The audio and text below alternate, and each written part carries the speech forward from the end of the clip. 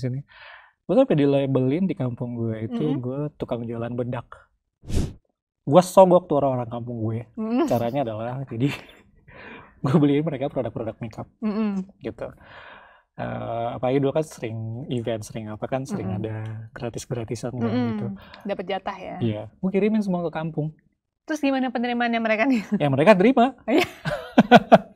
Habis itu mereka setiap gue pulang kampung kayak ini udah lagi nggak, ini udah lagi nggak gitu. Oh jadi dinanti-nanti ya? Iya jadinya tuh gitu. Oh baik. Nah, itu pokoknya di kampung itu gue udah terkenal kalau gue temenan sama Luna Maya. Apalagi kan kerja di terakhir kan. Iya. Luna Maya, gue temenan sama siapa. Terus gue temenan sama si ini, si gitu. Jadi setiap gue pulang kampung, orang itu manggil gue di sana tuh artis. Bukan main loh guys. Saya tuh berasal dari keluarga sederhana ya. Dan di perantauan saya itu di Sumatera Utara. Di pikiran gue, body shop itu adalah kayak tempat jual-jual barbel. Oh iya karena juga body sih, bener. Shop, beneran. Zero information iya. Ya. Body shop, oh ya udah jual barbel kali ya. Oh bagus lah, gitu. Halo Talkers, ketemu lagi nih sama Cece Stylo. Dan spesial kali ini kita ada di podcastnya Stylo. Dan kita akan mengundang satu narasumber untuk bincang gitu ya tentang dunia profesi sesuai dengan Stylo nih, per-beautyan. Nah, industri beauty itu kan udah ada dari zaman kapan gitu ya. Dan kali ini kita mau undang orang yang udah berprofesi langsung gitu ya di korporasi beauty industri nih di Indonesia. Mulai dari megang brand luar sampai yang lokal pun dia udah pernah nyoba ini. Nah, kira-kira seperti apa kisah di balik dunia kecantikan yang selama ini kita lihat cantik? Langsung aja kita sambut ya, Stylovers, Mas Iman Pulungan. Tepuk tangannya dong guys, tepuk tangan. Nah, ini happy banget nih di Stylo Indonesia kita mengundang podcast kita Mas Iman Pulungan. Apa kabar Mas Iman? Baik-baik. Wah, happy banget ya, seger banget. Mas Iman ini udah sedikit yang kita tahu ya, karena kan kita akan mengulik sebanyak-banyaknya hari ini ya. Boleh. Mas Iman itu udah belasan tahun, mungkin sekitar 15 tahun ada ya Mas ya, bekerja, berprofesi di bidang korporasinya industri kecantikan. Megang brand khususnya ya Mas ya? Megang brand dan terjun langsung ke lapangan kali ya. Lapangan. Nah, demen nih kalau orang-orang lapangan biasanya tahu luar dalam dan tahu gimana produk ini harus sold out gitu nggak sih Mas KPI?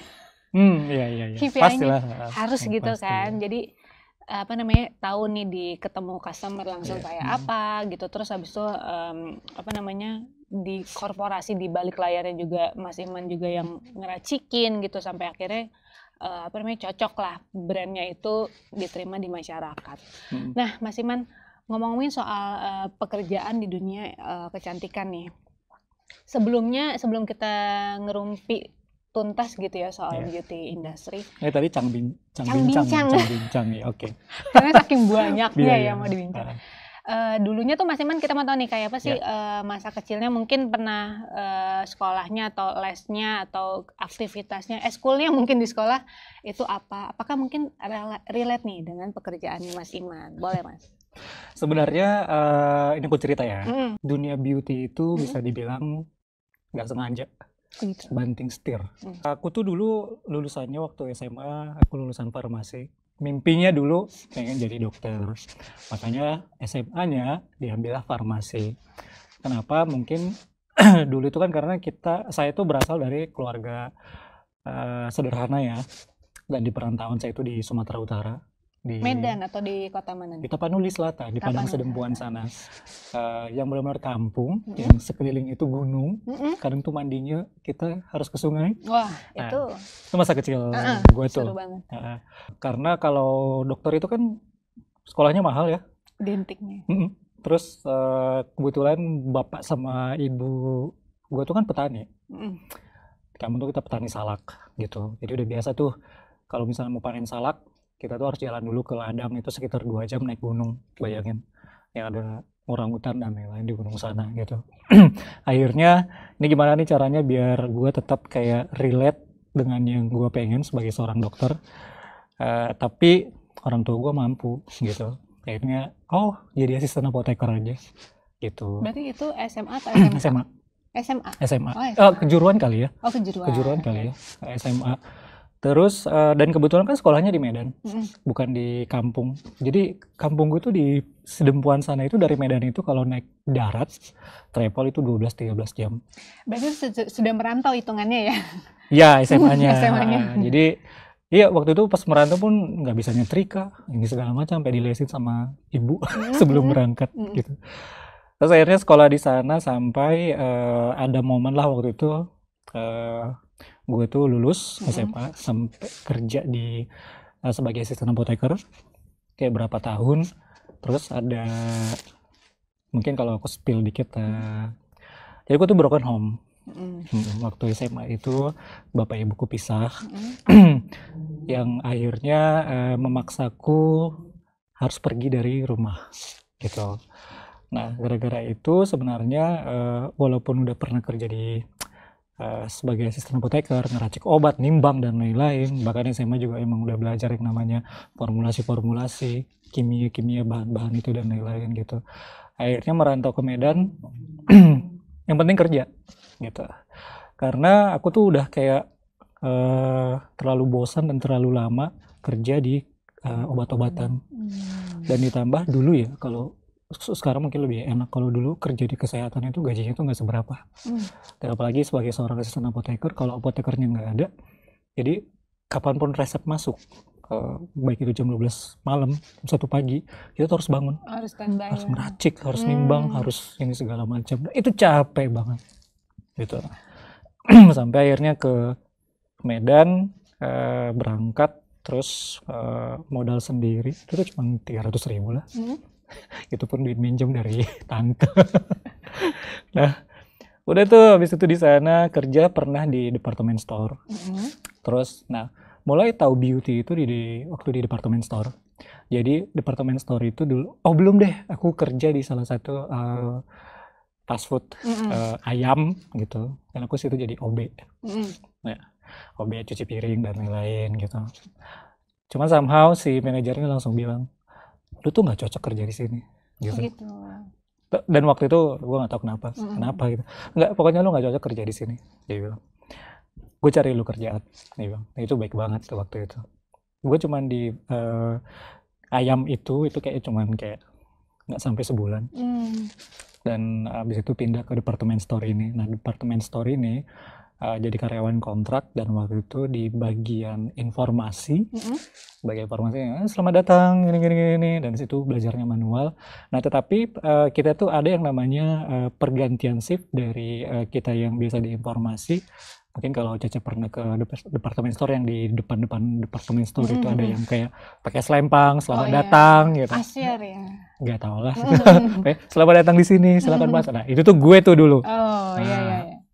Nah, biasanya kalau departemen store itu kan depannya itu kan beauty kan, parfum, terus make up dan lain-lain. Taunya make up itu dari situ pertama kali. Jadi karena jadi usher, jadi apa namanya, yang nyambut tamu yang itu nyambut kan tamu di itu. depan.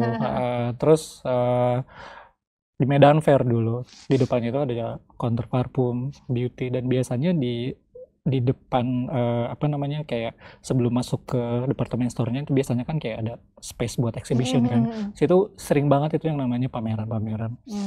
Nah, tahu diri itu dari situ, karena biasanya rata-rata yang pameran di depan itu produk skincare atau produk makeup gitu. Nah, abis dari situ gue tuh secara nggak langsung dengar mereka menjelaskan ini tuh, dan belajarnya dari situ. Pelan-pelannya belajarnya dari situ, skincare itu. Makanya ngerti yang namanya perawatan harian, perawatan mingguan itu dari situ dulu tuh waktu itu. Mantap sih. Jadi apa namanya, nggak tiba-tiba, prosesnya panjang nih. Prosesnya panjang. Waktu itu pas setelah selesai dari sana, gue nggak lanjutin kontrak kan. Terus sempat nganggur tuh. Habis itu nganggur kayak sebulan gitu. Waktu itu kan yang namanya di Medan kan ngekos ya, agak panik juga. Ini tuh gue buat bayar kos tuh duitnya dari mana gitu kalau nggak kerja gitu. Gimana ya? Iya. Terus sampai akhirnya ada satu teman kos tetangga gitu. Ini boleh nyebut nama brand gak sih? Boleh. Iya. Boleh. lu kerja deh, dia bilang gitu. Itu ada lowongan tuh di body shop gitu. Hah? Body shop apaan tuh? Tapi sebelumnya udah pernah dengar belum? Enggak. Oh, Enggak. 0 ya, cuma setahunnya yang Enggak ketemu di pernah. kerjaan aja ya, Body shop brand-brand apaan kecantikan. tuh gitu. Udah pokoknya ini aja, gue masukin lamaran lu ya, dia bilang gitu. Karena waktu itu kerja di Tamrin Plaza Medan waktu itu. Habis itu ya udah deh gitu. Dan ternyata dipanggil nih. Oke, datang jam 2 ya ke Tamrin Plaza Medan gitu. Ini tuh interview yang apa ya? Oh ya body shop. Di pikiran gua, body shop itu adalah kayak tempat jual-jual barbel. Oh iya karena juga body sih, bener. shop. Beneran. Zero information Iya. ya. Body shop. Oh ya udah, jual barbel kali ya. Oh bagus lah, gitu. Berangkatlah naik motor di ini teman. Habis itu nyampe nih di sana. Ini tokonya di mana gitu. Pas tulisan body shop. Hah? Kok sabun gitu. Terus kok makeup gitu. Itu tuh awalnya. Terus tapi karena udah di sana ya udahlah. Apa namanya? Akhirnya berani mati aja interview gitu. Nah, untungnya gue ada bekal itu tuh yang tadi kerja itu akhirnya ngerti skincarean. Jadi waktu itu di interview, gue ingat banget namanya Kak Joyce waktu itu. Adik tahu apa mengenai perawatan? Iya sih, apalagi ya kalau kita di interview ya. Makanya. Basic dulu pasti mereka tanya kan. Dan mereka kan biasanya, lu ngerti gak sih kalau lu gak ngerti ngapain lu ngelamar di sini gitu. Iya. Oh my god. Iya. Terus. Adik tahu apa soal perawatan kulit? Ya gue jelasin aja. Oh saya tahu ada perawatan harian, perawatan mingguan. Saya tahu ada facial wash, ada iris segala macam. Itu still yakin aja tuh ngomongnya. Karena udah sering dengar dari yang pas kerja di retail. Yang kerja di retail itu. Oke. Udah tuh habis itu interview pertama, habis itu interview kedua sama area manajernya namanya Mbak Dwi, kemudian interview ketiga sama Bang Rory, store leader gue waktu itu. Sampai akhirnya keterima lah. Nah, keterima itu di 2 bulan pertama tuh udah mau resign sebenarnya. Ada apa nih kerja di beauty industry baru 2 bulan? Tapi sebagai apa dulu nih pas masuk? Jadi BA. Oh jadi BA, oke. Itu ya SPB lah ya. Belum ada beauty advisor. Iya, belum ada apa namanya kayak penjurusan atau apa skincare, makeup. Pokoknya harus bisa semuanya dulu kan. Iya, BA. Gue mau resign karena puyeng. Ngafalin produk atau apa puyengnya? Semuanya. Jadi Mbak. Target jualan juga atau enggak? Semuanya. Oh iya Pan, mau putul malah. Semuanya. Jadi Mbak, kalau nggak apa-apa kan sebut brand ya. Di body shop itu tuh gue tuh dulu sebenarnya tuh bukan kerja. Gimana? Jadi kayak sekolah. Ya karena Mas Iman juga kadang itu nggak semua orang ngomong tuh kerja sih ya. Karena kadang kalau kita nilainya positif, kita pasti akan ngerasa sekolah. Tapi bukan. Oh kenapa? Body shop itu tuh kayak universitas. Oh gitu. Gimana? Jadi kenapa akhirnya waktu itu gue putusin bertahan? Karena kan gue sebenarnya pengen kuliah. Oh, I see. Ya, tapi gue nggak bisa. Karena orang tua udah pisah. Makanya sekarang gue kuliah. Baru kuliah sekarang ya? Udah semester 7 mau masuk akhir gitu. Tidak ada kata terlambat untuk menempuh ilmu. Lalu terus, di body shop tuh apa tuh, sekolah apa tuh? Jadi gue mikir gue tuh nggak suka dengan ini gitu. Tapi gue suka cara mereka mendidik karyawannya gitu. Jadi ketika di body shop itu kita tuh diajarin semua produk knowledge sampai kita tuh sebulan itu tuh ada kali seminggu itu ada 2 kali training gitu. Training kulit, training badan, parfum, makeup dan lain-lain. Gak hanya knowledge, lu juga harus bisa apply gitu. Terus itu mereka mendatangkan ahli-ahli ya dari luar kayak dulu Kiki Franky dan lain-lain. Itu didatangin. Dan gue dulu belajar banyaknya itu dari body shop waktu itu. Terus oke lah hafal jualan dan lain-lain gitu. Tapi nggak sampai di situ Mbak. Jadi kalau di body shop itu dulu sistemnya, kalau lu udah di training di area Medan 3 bulan, lu akan diberangkatkan ke proper training di Jakarta selama 6 bulan. Gue ke Jakarta itu sebenarnya kayak kebetulan karena gue dikirim ke Jakarta. Tujuan awalnya goalsnya apa tuh dikirim untuk bisa untuk aja? Training itu. Gitu. Jadi di body shop itu gitu. Jadi pas di Jakarta di training selama 6 bulan itu training service, product knowledge, gimana menghandle komplain customer, gimana Terus body language, karakter, dan Mbak Cece kan juga tahu kalau body shape itu kan dia punya DNA ya kayak protect planet gitu-gitu, self esteem dan lain-lain. Gue banyak belajar banget dari situ. Lu bayangin anak yang broken home, introvertnya kayak gimana kan? Gue 180 derajat karakter gue berubah gara-gara di body shop. Oh gitu. Iya, gue diajarin gimana caranya lu harus pede, gimana caranya lu harus bisa menghargai diri lu. Karena gitu. jadi kayak istilahnya brand ambassadornya Body shop, iya. cara nggak langsung. Nah, sampai akhirnya ke apa namanya, nggak sampai situ aja, dan itu masih ada yang namanya tes kayak ujian, Mbak. Luar biasa ya. Iya, dan kalau lu udah dikirim ke Jakarta, kalau lu misalnya nih tesnya nggak lulus, itu lu dibalikin ke Medan dan lu nggak boleh kerja lagi. Jadi berarti lu nggak qualified aja di body shop. Dulu tuh gitu. Jadi nggak sekedar jualin produk doang Enggak. ya. Terus habis itu pun ada yang namanya tes langsung. Kalau misalnya tes customer service, kita tuh role play. Oh ya, role play. Role play. Jadi kita tuh mau melayani kayak ada yang pura-pura jadi customer, kayak kita tuh dikelilingin ada 15 orang, ada yang menilai gesture, ada yang menilai product knowledge, skill, ada yang menilai link selling, cross selling, ya itu sebagus itu tuh dulu gitu. Nah, akhirnya pas di sana ya udah kayak gue harus stay nih karena gue tahu brand ini kan bikin gue pintar gitu. Gue paksa gue paksa diri untuk mencintai perbeautyan ini gitu. Apalagi kan dulu source mengenai beauty kan jarang ya, kita belum sosial media belum sebagus ini kan ya. Tahun awal-awal karirnya tuh 2009 tuh, iya. Mas Iman ya. Jadi baru paling media sosial tuh baru mau mulai. Friendster dulu. Iya, Friendster ya. Jadi nggak semasif sekarang. Iya. Nah, terus abis itu Mas Iman apa aja sih yang akhirnya dapat nih dikembangkan dari karirnya di dunia kecantikan ini? Apa namanya tadi yang bisa dibilang berubah karakternya, terus apalagi kemampuannya, keahliannya mungkin yang bertambah. Yang tadinya lulusan farmasi ya, apa aja tuh? Yang pertama pasti product knowledge. Kita tuh kan udah diberikan inilah kayak bahan, tapi kan itu hanya general. Bahwa oke, lapisan kulit tuh ini, ada layernya tuh ini cara kerjanya seperti ini. Kulit ini reaksinya kan kayak gini. Walaupun memang basicnya dari gua sekolah waktu itu pasti udah belajar udah belajar. Cuman kan gua lulus SMA 2003. Terus ke 2009 udah lupa dikit ya. Itu ketahuan nomornya, lulus 2003. Habis itu product knowledge, dan waktu itu cara gua untuk, walaupun memang sosial media nggak sebesar sekarang, gue tuh selalu misalnya nih lagi ada talk show atau apa yang membahas mengenai apa, cara gue memfeeding gue adalah gue akan searching semua yang berhubungan dengan misalnya gue pengen ngebahas brightening gitu. Jadi untuk menambah wawasan gue itu tuh gue buka jurnal-jurnal, terus ngeliat inian dokter, ulasan dokter, ini tuh produk pendukung yang bagus apa, terus yang harus dihindari apa, caranya kayak gitu. Kemudian skillnya apa tuh? Skill makeup itu gue di training kayaknya tahunan deh. Jadi sama itu jadi bisa nge-makeupin orang karena di training di body shop. Ya.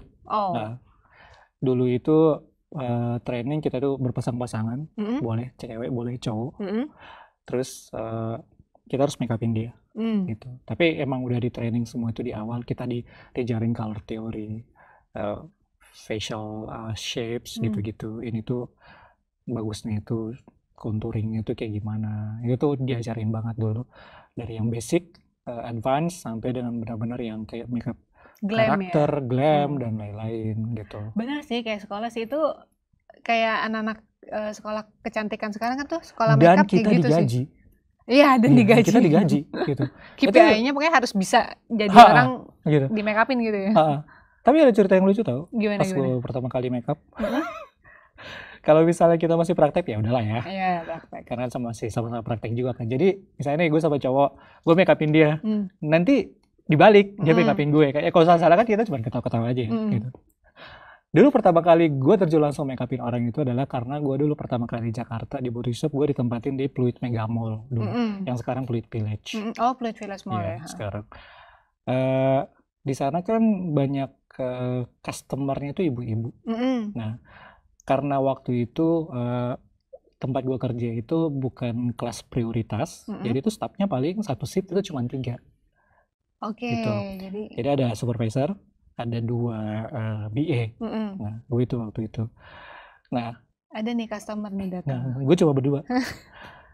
Supervisor gue tuh lagi keluar, lagi ke toilet atau apa. Terus ada ibu-ibu mau di make upin, gitu. Habis itu, Mas saya mau coba ini nih, make upnya ini. Aduh, Itu gimana? zaman kapan tuh dia minta request make up apa? Dia nggak bilang spesifik, cuman dia pengen dipasangin. Oke. Nah, terus, aduh gitu, ini gimana caranya nih gitu. Terus sampai akhirnya gue nunggu nih biar si supervisor gue masuk. Dan bagusnya di body shop itu karena kita tuh punya training basic. Sana tuh baik supervisornya mau cowok, baik siapapun itu semua bisa make up. Harus bisa ya. Bisa. Area manajernya pun bisa make up. Oke. Gitu. Karena waktu itu gue belum pernah make up, dia harus dia make upin gitu. Tapi nggak balik-balik nih. Gue suruh gitu loh. Terus sampai akhirnya dibalik. Bang itu ada customer mau di make upin, gue bilang ya make upin lah gitu. Kan udah belajar kemarin, masa gue sih yang make upin gitu. Kalau BA-nya, aduh gimana ya, udahlah. Akhirnya ibu duduk ya gitu. Aku make upin lah itu yang jelek banget. Apanya yang gengges, matanya apa konturnya apa ini? Pokoknya kalau lu make upin orang pasti lu tahu kan itu make up jelek atau enggak sama dia gitu. Itu jelek banget. Jeleknya di apanya nih? Semuanya, gue ngerasa itu makeup tuh failed ke ibu-ibu itu. Terus pas waktu masang eyeliner itu gue gemetaran minta ampun. Tremor. Terus yang lucu, pas gue pasangin dia maskara waktu itu, matanya kecolok. Ya ampun, kena komplain gak tuh? Dan lucunya adalah, aduh mas mata saya kecolok katanya gitu. Dan gue kan orang Batak ya, tahu kan orang Batak itu nggak mau kalah gitu. Bukannya minta maaf, gue cuma ibu sih nggak bisa diam. Beringas ya, iya. Ya. Dan si customernya itu cuma oh iya maaf mas gitu. Untuk kan dilawan balik. Iya makanya ibu sih nggak bisa diam gitu. Terus si supervisor kan ngeliat kan, habis itu gue dipanggil tuh. Terus dikeramasin tuh sama supervisor. Dikeramasin lu nggak boleh gini gitu. Sampai akhirnya gue tuh ngerasa oh ini nggak boleh nih kayak terjadi lagi hal yang sama dan gue nggak bisa gitu. Akhirnya caranya adalah walaupun gue udah dapat basic skill itu, kan gue punya lawan shift. Misalnya gue masuk pagi dan masuk siang. Masuk pagi itu kan biasanya jam 2 ya. Dia datang jam 11. Gue pengen make upin lo. Jadi ngelancarin tangan ngelancarin ya? Tangan. Dandanin teman BS sama cara gue improvisasi makeup sama kayak nyoba warna ini bagus atau enggak itu tuh ke mukanya dia. Nah terus kalau mau kerja gimana kalau mukanya warnanya yang neonnya? Tinggal disokin lagi gitu. Terus dulu kan gue tuh suka banget, apalagi ya Mbak Cece juga tahu lah dulu kan orang tuh ngelihat kiblat makeup itu Krisdayanti kan dulu. Iya, jedar bahannya gitu ya. Itu tuh dulu tren banget kan makeupnya dia. Jadi cara gue belajar itu adalah ngeliat makeupnya dia. Habis itu gue beli buku manual book. Habis itu praktekin. Jadi zamannya Mas Iman ini itu belum ada yang sekarang belum di ada, YouTube ya tutorial ada. Kita bisa putar ulang. Iya gitu belum ada. Jadi kan masih manual kan maju ya. Oh ini gini gitu. Jadi tangan gue tuh terasa pelan-pelan tuh dari situ. Oke. Jadi literally belajar makeup itu nggak dari guru makeupnya, nggak dari luar, tapi dari tempat kerjaan ya. Mereka ngasih guide-nya bahwa makeup itu tuh gini loh, ini how to apply. Tapi kan balik lagi makeup itu seni ya. Menurut gue tuh makeup itu kan nggak ada benar nggak ada yang salah, tergantung kebutuhan dan kenyamanan orangnya ya. Kenyamanan dan itu kan makeup itu buat gue itu sesuatu yang personal. Yeah. Kita nggak bisa bilang bahwa makeup yang ini tuh lebih bagus dibandingkan makeup yang ini. Ya. Belum tentu misalnya makeup dirimu yang glam orang tuh suka. Nah, orang kan ada yang lebih suka soft gitu-gitu. Nah, lumayan luas ya. Iya gitu. Ya. Jadi ya gitu. Jadi semua dapat itu dari mereka. Cuman gue memfeeding diri gue sendiri itu dengan cara melatih itu kayak gitu. Oke, selain makeup mungkin kayak ilmu baru lainnya kan gini. Ini kan bidang bisnis gitu. Yeah. Itu kan ada ilmu apa lagi di dunia perbisnisan ini? Bagusnya waktu gue kerja di sana, jadi beruntungnya adalah kayaknya gue orangnya kan nggak suka template ya. Apalagi waktu gue jadi BA, gue tuh targetin gue jadi BA harus maksimal cuma 2 tahun. Oke. Karena menurut gue setahun itu kayaknya gue udah hatam. Dan kalau lu udah hatam, berarti kan lu akan mengerjakan hal yang sama setiap hari dan nggak ada yang menarik lagi. Gitu. Jadi waktu itu gue ngerasa gue udah bosan karena kerjaan gue template, datang ngelayanin gitu doang. Gue pengen sesuatu yang lebih gitu. Nah setelah BA itu dulu ada namanya penjurusan ke spesialis. Spesialis itu lu mau spesialis di makeup, waktu itu beauty care assistant, ada spesialis skincare, beauty care spesialis skincare itu gitu. Jadi karirnya ada itu beberapa gitu. ya. Waktu itu gue mau ambil spesialis skincare, tapi gue ngelihat waktu itu kalau ngambil di spesialis makeup itu kayak aktivitasnya tuh lebih padat. Kita makeover di luar, ketemu model, artis dan lain-lain gitu. Ya bener gue nggak suka makeup waktu itu, gitu. Tapi akhirnya gue ambil itu karena gue pengen punya network dengan orang-orang itu.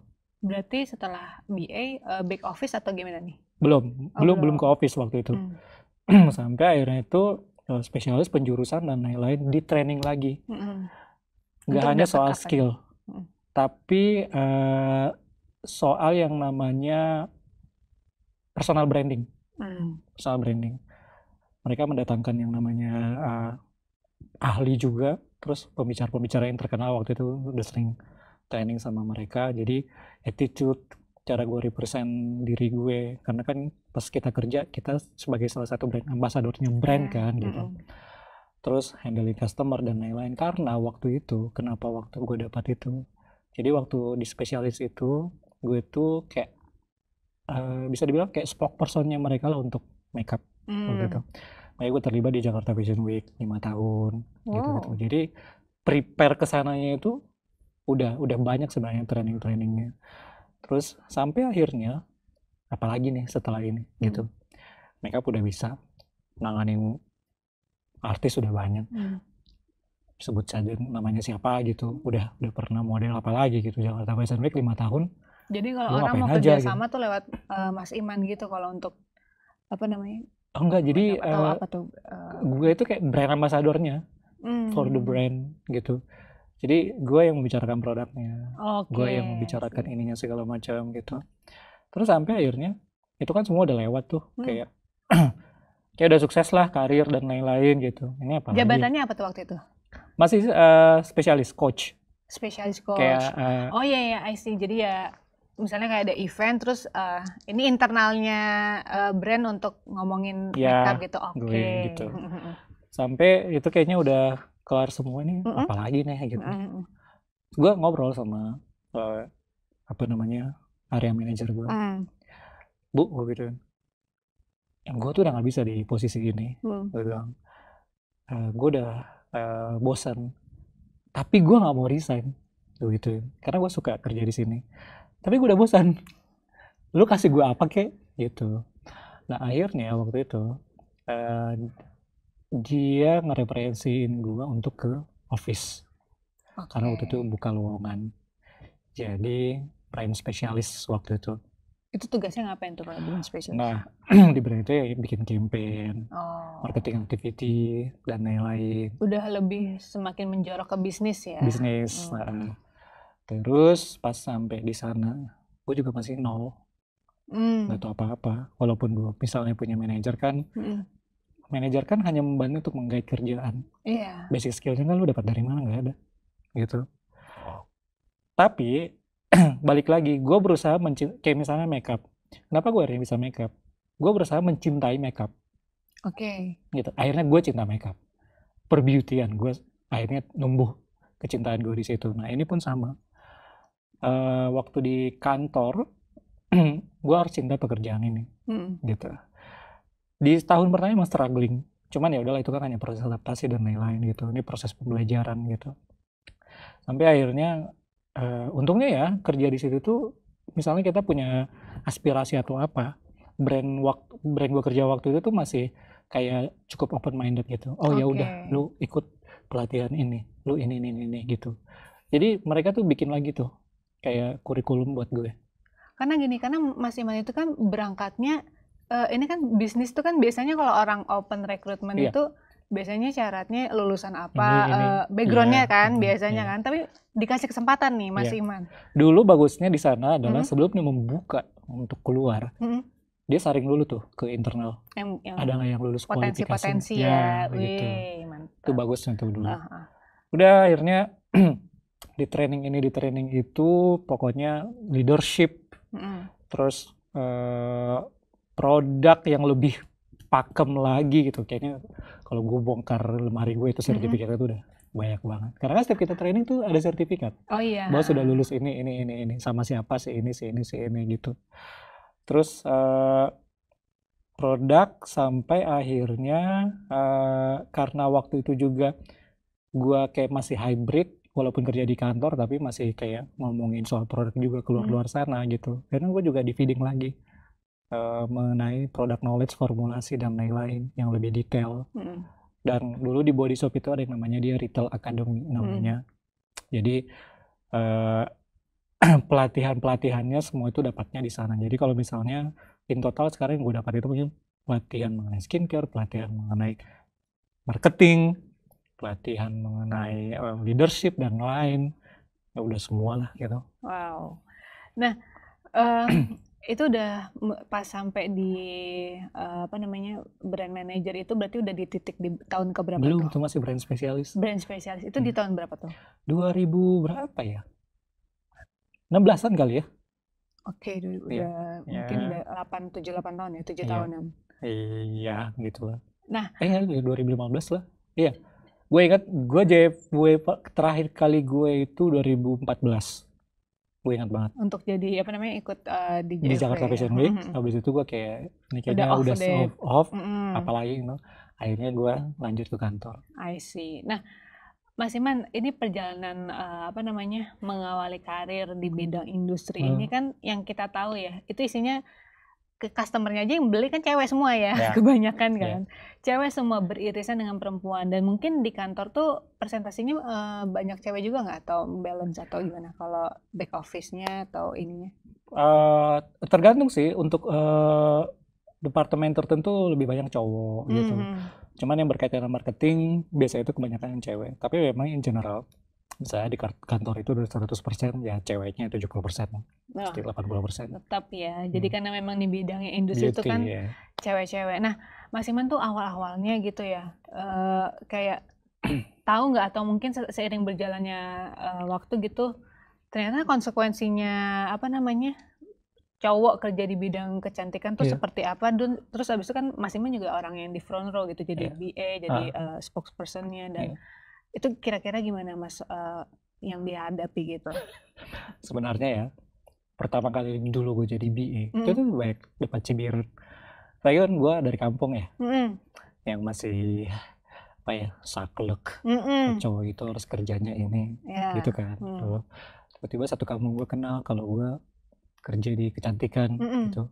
Kan di Medan tuh udah 2 tahun ya, atau setahun yang di Medan? Tapi mereka tuh nggak tahu. Oke. Karena literally pas gue ngerantau, gue nggak pernah pulang kampung. Nah, habis itu karena gue sering berinteraksi dengan nyokap dan teleponan, video call dan lain-lain secara, namanya orang tua di kampung kan pasti dia cerita ya, anaknya di Jakarta sekarang, apalagi perantauan ke Jakarta.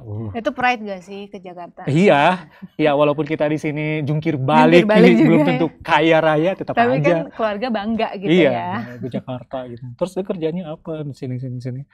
Gue sampai dilabelin di kampung gue itu gue tukang jualan bedak. Oh gitu. Tapi konotasinya agak miring berarti ya? Di sana miring. Maksudnya gini, kalau zaman sekarang informasi semua terbuka, mungkin orang udah biasa nih cowok-cowok kerja di bidang industri dan kesempatannya terbuka. Tapi ini beberapa tahun yang lalu, misalnya 15 tahun yang lalu, dan ini di kampung lagi. Di kampung. Penerimaannya beda banget. Beda.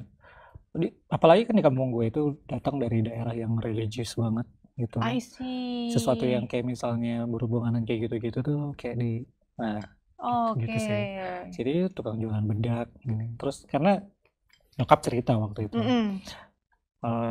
dia ngapain sih jualan bedak gini gitu. Cuman waktu itu karena balik lagi ya, namanya kita ngerantau kan untuk memperbaiki ini ya, hidup ya. Karena Mas Iman nih ngerantau bukan sekedar ngerantau, emang buat bekerja bener. Bekerja ya, gitu. Buat sukses Bener, ceritanya buat sukses. gitu. Cuma bodo amat gitu. Gue sih nggak apa-apa ya, cuman kadang-kadang kan orang tua yang kasihan. Iya, karena mereka yang jauh dari kita gitu kan iya, ya. Terus ibu gimana tuh, apa namanya, ya itu waktu itu ya tugas gue, udahlah gitu. Nanti kan tahu kerjaan gue juga dapat bulanan setiap bulan. Apain lu ini? Emang nanti lancar ya, Mam. Iya, udah gitu aja transferannya gitu kan. Dan gue juga buktinya dari gue yang nggak aneh-aneh, nggak macam-macam gitu. Ya gue kerja, memang ini kerjaan gue dan gue harus bisa gitu. Terus itu kalau dari sisi ininya, kalau misalnya dari pas gue jadi makeup artist, sebenarnya gue bilang bukan sentimen. Waktu kita jadi makeup artist itu sebagai cowok di tahun-tahun itu kita sangat diuntungkan. Karena apa nih? Gue nggak tahu, mungkin kayak secara trustnya klien itu kalau punya makeup artist cowok yang ngedandanin dia, itu tuh is a plus buat mereka. Oh gitu. Iya. Dulu itu makanya Cece juga tahu pasti makeup artist itu banyak banget kan dulu cowok yang makeup artist itu kan kayak 2013-an ke atas baru mulai boom banget gitu. Paling yang cewek berapa orang sih dulu? Pasti rata-rata cowok semua kan gitu. Kalau dari sisi itunya kita tuh diuntungkan. Karena apa namanya, saingannya jadi lebih dikit gitu kalau dari situ ya. Tapi kalau misalnya dari balik lagi kan gue udah lama di Jakarta, tinggalnya pun ya sekarang kan di selatan. Kayak yang Caca bilang, informasi itu udah banyak. Beauty itu udah bukan sesuatu yang ya walaupun ada beberapa orang tapi dikit gitu bahwa beauty itu masih dikategorikan untuk perempuan gitu. Tapi sekarang orang tuh udah melek gitu bahwa beauty itu emang kayak kebutuhan kita aja nggak sih setiap hari gitu. Jadi pada saat orang nanya lo kerja di mana gitu, di brand ini sebagai apa, di beauty gini. Oh itu produknya gini ya, udah kayak gitu. Jadi penerimaannya beda. Udah beda. Tapi yang pas di tahun baru-baru awal merantau di Jakarta tuh apa namanya, lingkungannya itu beda kah atau sama dengan yang di kampung nih, melihat sosok yang Mas Iman rasakan nih kalau orang cowok kerja di beauty industry? Awal-awal merantau di Jakarta. Awal-awal merantau ya tetap aja sih dulu informasi sedikit ya, masih skeptis sih. Masih skeptis banget. Cuman waktu itu gue punya trik dulu. Gimana? Jadi gue sogok tuh orang-orang kampung gue. Caranya adalah jadi gue beliin mereka produk-produk makeup gitu. Apalagi dulu kan sering event, sering ada gratis-gratisan gitu. Dapat jatah ya? Iya, gue kirimin semua ke kampung. Terus gimana penerimaannya mereka nih? Ya mereka terima. Habis itu mereka setiap gue pulang kampung kayak ini udah lagi nggak? Gitu. Oh jadi dinanti-nanti ya? Iya jadinya tuh gitu. Oh baik. Nah, jadi cara gue untuk ini kerjaan gue itu bukan sesuatu yang jelek loh. Iya gitu. Iya. Dan waktu itu gue sering-sering, sekarang kan belum ada, dulu kan belum ada Instagram ya. Belum ada. Tapi orang kamu kan kebanyakan pakai Facebook ya. Cara gue dulu itu memberitahu kalau kerjaan gue itu bagus adalah menyenangkan dan seru gitu ya. Iya. Dan paling penting buat gue waktu itu adalah bagus gitu. Iya. Jadi setiap gue misalnya kayak di Jakarta Fashion Week, make upin model, artis atau apa, itu selalu gue post di ini gue, di Facebook gue. Dan kalian harus tahu gitu, itu caranya gitu. Jadi Mas Iman tuh nggak cuma jadi brand ambassador produknya, dia juga meluruskan segala komentar miring-miring gitu ya. Ya karena kan kalau dengerin omongan orangnya stres ya gitu. Jadi itu gue post semuanya. Dan ada kejadian lucu setelah pas gue di zaman-zaman JFW itu kan, karena sering kolaborasi sama artis. Itu lagi hits-hitsnya ya. Hits banget itu. Abis itu kolaborasi sama artis, banyak foto-foto, ada wawancara dan lain-lain gitu. Pas gue pulang kampung, itu tuh rumah gue rame. Preskon. Gimana dosa. Jadi warga gimana nih? Itu pada berdatangan. Itu pokoknya di kampung itu gue udah terkenal kalau gue temenan sama Luna Maya. Apalagi kan kerja di terakhir kan. Iya. Luna Maya, gue temenan sama siapa. Terus gue temenan sama si ini, si gitu. Jadi setiap gue pulang kampung, orang itu manggil gue di sana tuh artis. Bukan main loh guys. Kan tadinya sempat dicibir ya, dikatain atau diomongin bilang jualan bedak. Tapi pas Mas Iman membuktikan sesi eksistensinya gitu, jadi ya pas pulang ditunggu-tunggu. Iya, jadi kita artis gitu. Ya bagus, mereka udah welcome gitu. Jadi kalaupun mereka kalau gue pulang itu pasti selalu bawa khusus oleh-oleh sesuatu buat siapapun yang datang ke rumah. Gitu. Baik itu makanan atau produk makeup atau apa gitu. Jadi setiap yang datang nih coba gitu. Ini soalnya, dan gue biasanya komporin, ini tuh nggak ada di sini. Ini cuma di Jakarta. Atau waktu gue kerja sama Luna, ini tuh produknya Luna. Ini tuh harus ini gitu. Jadi mereka tuh dapat juga pride-nya. Jadi setiap gue pulang itu pasti di nanti-nanti. Bisa gitu ya, ngerubah cara berpikir, cara melihat Mas Iman, cara melihat pekerjaannya kan lu gak gitu bisa kan. ngubah pikiran orang. Iya. Lu cuman kayak ya udah, lu caranya gimana gitu ya, sogok aja. Itu berhasil.